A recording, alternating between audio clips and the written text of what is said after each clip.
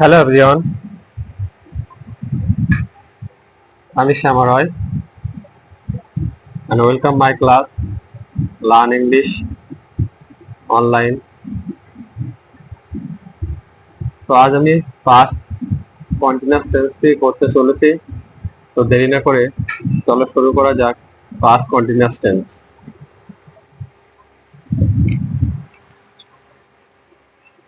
Past continuous tense অতীতকালের কোনো কাজ হচ্ছিল বা চলছিল বোঝালে ভার্বের আকারের যে পরিবর্তন হয় তাকে past continuous tense ঘটমান অতীতকাল বলে। যেমন আমি পড়ছিলাম, I was reading, say football খেলছিল, হি ওয়াজ প্লেয়িং ফুটবল। চেনার নিয়ম, পাস্ট কন্টিনিউয়াস টেন্স এর ক্রিয়ার শেষে সাধু ভাষায় সাধারণত ইতেছিলাম, ইতেছিল বা ইতেছিলেন থাকে এবং চলিত ভাষায় যাচ্ছিল, খাচ্ছিল, পড়ছিল, দিচ্ছিল ইত্যাদি ধরনের ক্রিয়াপদ থাকে। গঠন প্রণালী, পাস্ট কন্টিনিউয়াস টেন্স গঠন করতে হলে মূল ভার্ব এর প্রেজেন্ট ফর্ম অর্থাৎ ভি অন এর শেষে আইনজি যোগ করতে হয়। তার পূর্বে কর্তার নাম্বার ও পার্সন অনুসারে ওয়াজ বা ওয়ার বসবে। কর্তা সিঙ্গুলার নাম্বার হলে ওয়াজ এবং প্লুরাল হলে ওয়ার বসবে। তবে ইউ সিঙ্গুলার ও প্লুরাল উভয় অর্থ প্রকাশ করে বলে এরপরে সর্বদা ওয়ার বসবে। যেমন তুমি বা তোমরা যাচ্ছিলে, ইউ ওয়ার গোয়িং। আমি যাচ্ছিলাম, আই ওয়াজ গোয়িং। সে যাচ্ছিল, হি ওয়াজ গোয়িং। তারা যাচ্ছিল, দে ওয়ার গোয়িং।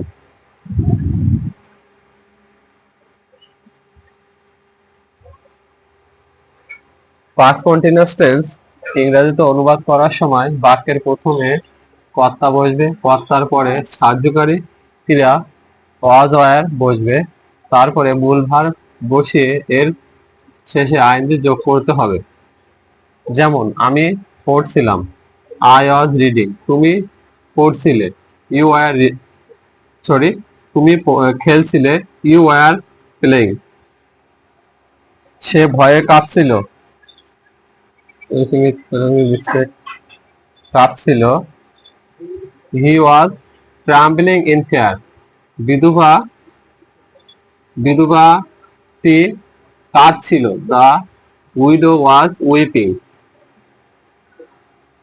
কাক সরি লোকগুলো একটি কূপ খনন করছিল, the men were digging a well. প্রবল বাতাস বইছিল, a strong wind was blowing. ছেলেগুলো রোদ্রে দৌড়াদৌড়ি করছিল, the boys were running in the San.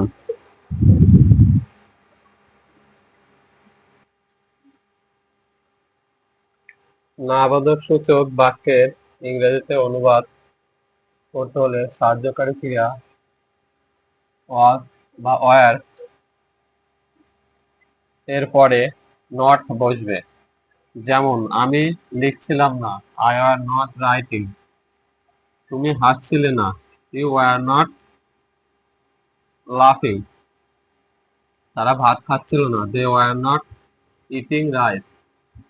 3 number rule, প্রশ্নবোধক বাক্য ইংরেজিতে অনুবাদ করার সময় কর্তার আগে ওয়াজ ওয়ার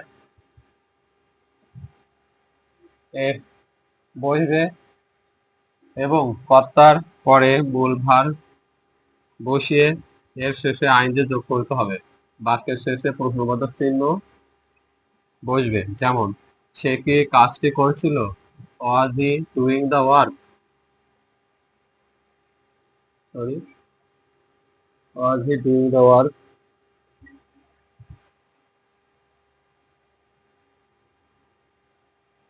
তুমি কি গান গাচ্ছিলে, were you sing a song. করিম কোথায় যাচ্ছিল, হোয়ার ওয়াজ করিম গোয়িং। ছেলেমেয়েরা কি ঘুমাচ্ছিল, were the children sleeping.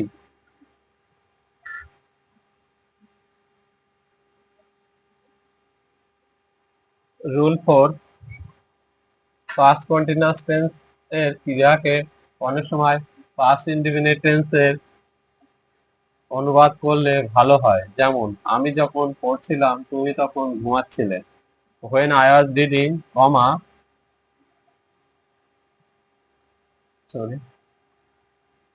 you slept.